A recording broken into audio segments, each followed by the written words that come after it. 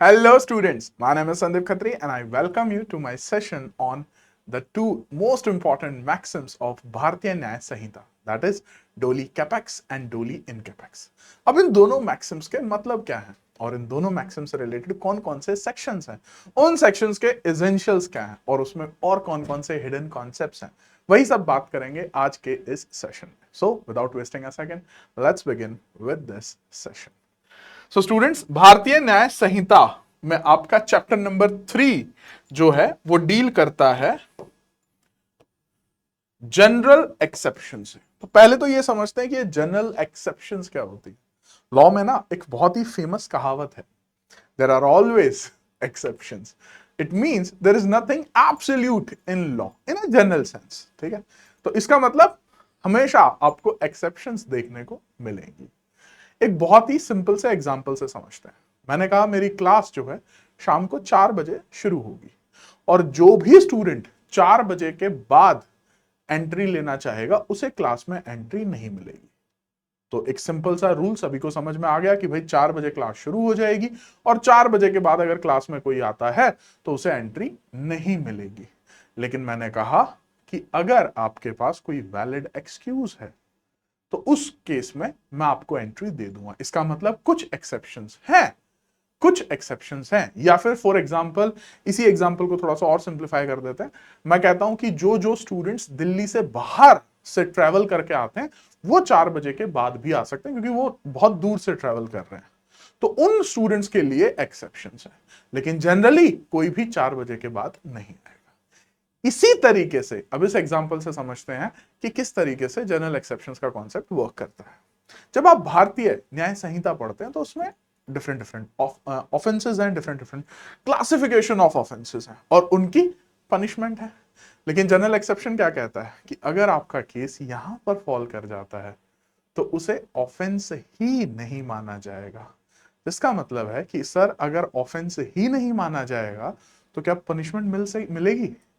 तो पनिशमेंट किसके मिलती है? ऑफेंस की ही तो मिलती है.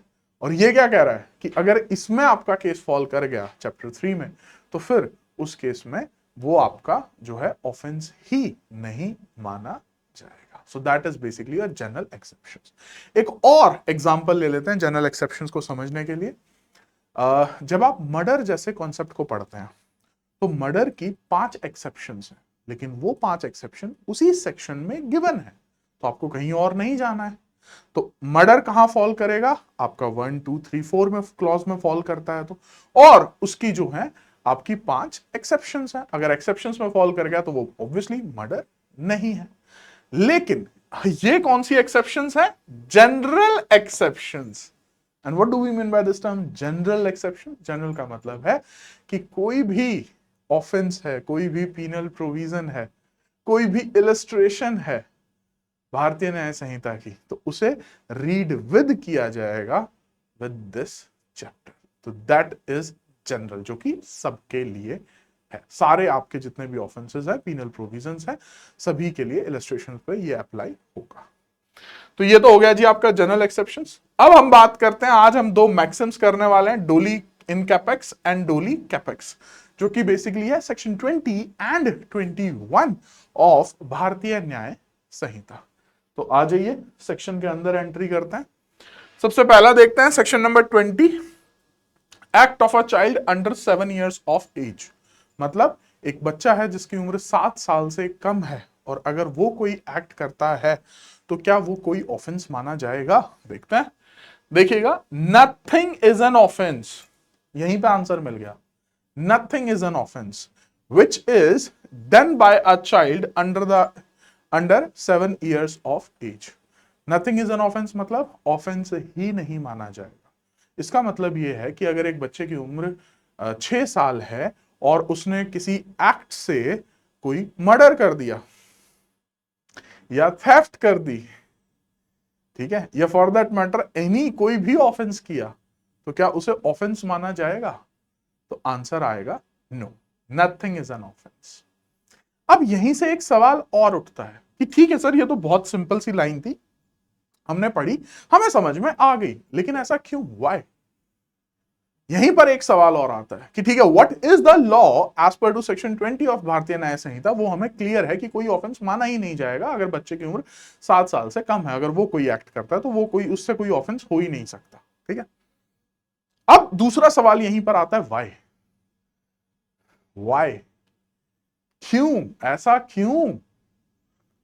You may pause this video now and you may think कि अच्छा मैं क्या आंसर दूंगा अगर मेरे से ये सवाल पूछा जाएगा। इसका जवाब ये है क्योंकि जब आप एसेंशियल्स ऑफ क्राइम पढ़ते हैं तो उसमें एक सबसे इंपॉर्टेंट एसेंशियल आता है, that is mens rea, guilty mind. No doubt mens rea की भी कुछ एक्सेप्शंस हैं जिसमें मेंस रिया नहीं भी होता है तो भी ऑफेंस हो जाता है, for example kidnapping and so on. But generally आपको ऑफेंसेस के लिए मेंस रिया चाहिए होता है।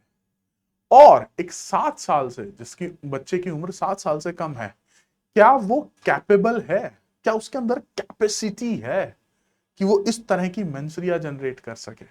सो this is something which is practically impossible as per to section 20। हमारा लेजिस्लेचर ये मानता है कि नहीं, 7 साल से कम का बच्चा है तो वो इतना सोच ही नहीं सकता, वो ऐसा कुछ कर ही नहीं सकता। और क्योंकि वो मेंसरिया जनरेट कर ही नहीं सकता, दैट इज वाई हमने उसको यहां पर एब्सोल्यूट प्रिविलेज दी है। Which means आप यहां पे देखेंगे कोई किसी तरह की कोई एक्सेप्शन नहीं है। Nothing is an offense which is done by a child under 7 years of age। इसका मतलब जब आप ये मैक्सिम्स पढ़ते हो, डोली इन कैपेक्स एंड डोली कैपेक्स, तो डोली इन कैपेक्स का मतलब होता है incapable, and doli incapax incapable of committing the crime.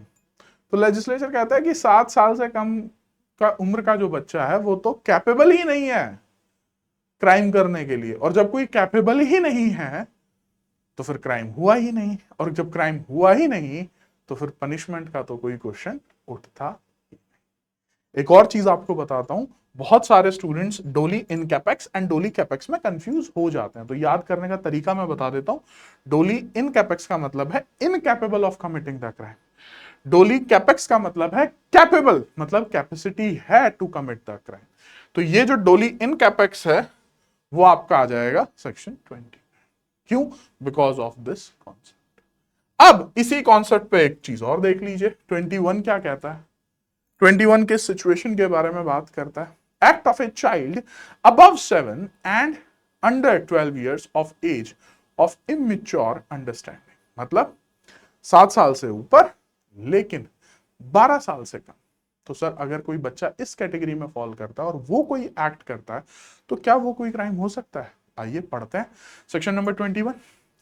Nothing is an offence, यहां पर भी शुरुआत इसी से हो रही है। नथिंग इज एन ऑफेंस, वो ऑफेंस ही नहीं माना जाएगा which is done by a child, वही एलिजिबिलिटी आपकी above 7 years of age and under 12 years of age who has not attained, लेकिन एक कंडीशन यहां पे रख दी है, who has not attained sufficient maturity of understanding। मतलब जनरल रूल तो ये है कि नहीं माना जाएगा, लेकिन जब यहां पर एक कंडीशन रख दी है और अगर ये कंडीशन जो है फुलफिल नहीं हो रही है, विच मीन्स कि एज पर टू द जज, जब उससे बच्चे से सवाल पूछे गए तो जो जज साहब हैं वो तो कन्विंस हो गए हैं किसके लिए, कि इस बच्चे के पास सफिशिएंट मैच्योरिटी थी, और अगर उसके पास सफिशिएंट मैच्योरिटी थी तो क्या सेक्शन 21 उसको बचाएगा? And the answer is no. इसका मतलब ये हुआ कि जब आप सेक्शन 21 पढ़ते हैं तो वो ये कहता है कि जनरल रूल यही है कि यहां पर भी ऑफेंस नहीं माना जाएगा, लेकिन एक कंडीशन अटैच कर दी गई, और वो कंडीशन क्या है? Who has not attained sufficient maturity, जिसके पास अभी sufficient maturity of understanding नहीं आई है। कि अभी कौन सी sufficient maturity के बारे में बात हो रही है? About the consequences of his or her conduct। जैसे फॉर एग्जाम्पल जस्ट अज्यूम, मान लीजिए एक शीशे की बॉटल है, ठीक है, for the sake of an example. अब मुझे पता है कि ये शीशे की बॉटल अगर किसी के सर पे पूरी जोर से मारी जाएगी तो देयर माइट बी चांसेस कि उसका सर फट जाएगा और हो सकता है डेथ भी हो जाए, और डेथ नहीं भी होगी तो भाई वॉलंटरी कॉजिंग ग्रीवियस हर्ट तो जरूर हो जाएगा। ठीक है, अब ये मुझे नॉलेज है, सो इसका मतलब मेरे मेरे पास ये सफिशिएंट मैच्योरिटी है कि मैं ये समझ सकता हूं कि what are the consequences of my conduct. लेकिन क्या जो 10 साल का बच्चा है ठीक है, यहाँ पे किसके बारे में बात कर रहे हैं? 7 साल से ऊपर, 12 साल से कम। तो मेरे एग्जांपल में 10 साल का बच्चा ले लेता, तो क्या 10 साल के बच्चे ने जो मर्डर किया उसके पास सफिशिएंट मैच्योरिटी थी, इतनी समझ थी कि वो क्या कर रहा है? उसने चाकू लेकर विक्टिम को यहीं पर क्यों अटैक किया? उसने कहीं और क्यों नहीं अटैक किया? अब आपका दूसरा सवाल आपके माइंड में होना चाहिए कि सर एज अ जज हमको कैसे पता लगेगा कि भाई बच्चे के पास सफिशिएंट मैच्योरिटी है या नहीं है? तो उसके लिए ऑब्वियसली एक्सपीरियंस, ठीक है, एंड सो ऑन, फिर वो जो है उस तरीके के सवाल पूछे जाते हैं। आपको पता है आपने क्या किया, आपने ऐसा क्यों किया, आपने गले पर ही क्यों मारा, एंड सो ऑन। तो इन इन सब इस तरीके के सवाल पूछकर जो है उनके जवाबों से पता लगता है कि वो सफिशिएंट मैच्योरिटी है या नहीं है। अगर ये प्रूव हो जाता है कि भाई सफिशिएंट मैच्योरिटी नहीं है, तो आपको जो है जनरल एक्सेप्शन में 21 में आपका केस फॉल कर जाएगा। लेकिन अगर सफिशिएंट मैच्योरिटी है और आपने पूरी प्लानिंग, प्लॉटिंग और समझकर आपको पता था आप क्या कर रहे हैं, सो ऑन, तो उस केस में फिर एज अ जुवेनाइल आपको पनिशमेंट मिलेगी। सेक्शन 21 आपकी हेल्प नहीं कर पाएगा। ठीक है, सो दैट वाज योर 21। तो यहां पर आपका 21 में जो मैक्सिम आता है दैट इज डोली कैपेक्स, मतलब यहां पे कैपेसिटी है टू कमिट अ क्राइम। ठीक है, अब यहां पर एक और इंटरेस्टिंग डिस्कशन है, उसको भी डिस्कस कर लेते हैं। पता नहीं कितने स्टूडेंट्स के दिमाग में ये क्वेश्चन आया होगा, एंड दैट इज कि जब आप सेक्शन 20 पढ़ते हैं तो वहां पे लिखा हुआ है below the age of 7 years, और जब आप 21 पढ़ते हैं तो यहां पे लिखा हुआ है above the age of 7 years. तो फिर एक सवाल आता है कि सर जिस दिन वो 7 साल का हुआ, मतलब 7th उसका बर्थडे है, फॉर एग्जाम्पल आज की जो तारीख है, आज ही उस बच्चे का बर्थडे है, तो आज तो वो 7 साल का पूरा हुआ है, राइट? अब जो है वो ना तो अबव 7 ईयर्स है ना बिलो 7 ईयर्स है। तो उन सर्कमस्टांसेस में हम क्या करेंगे? अगर किसी का 7th बर्थडे है तो उसको सेक्शन 20 में फॉल कराएंगे या हम 21 में फॉल कराएंगे? That is the question to decide. ठीक है, अब इसका आंसर आप यूजुअली देखोगे तो किसी भी टेक्स्ट बुक वगैरह में बहुत अच्छे से इस सवाल को जो है जवाब नहीं दिया गया। लेकिन आपको ये भी बता दूं, आपका PYQ भी है, पीटी में भी आ चुका है, तो उस केस में आप क्या करोगे? अब इसका आंसर सुनिएगा और उसकी रीजनिंग सुनिएगा। आंसर आएगा कि उस केस को हम सेक्शन 20 में फॉल कराएंगे। इन शॉर्ट कि उसको हम below the age of 7 years में ही ट्रीट करेंगे। अब एक दूसरा सवाल आता है, सर ऐसा क्यों? इसको 21 में क्यों नहीं करेंगे, हम 20 में ही क्यों करेंगे? रीजनिंग सुनिएगा। मान लीजिए अगर आज उसका बर्थडे है, ठीक है, तो आज की डेट के हिसाब से, ठीक है, वो अबव 7 ईयर्स कब होगा? दैट इज रात के 12 बजे के बाद, विच इज टुमारो। जैसे ही अगली डेट शुरू हो जाती है वो अबव 7 ईयर्स का होगा। लेकिन उसने ऑफेंस किया आज, तो इन शॉर्ट कि वो जो आज की तारीख में भी वो बिलो 7 ईयर्स ही है।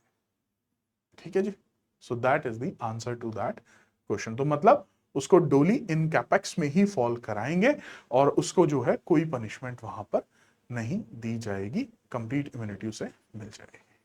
ठीक है, so that was the concept students.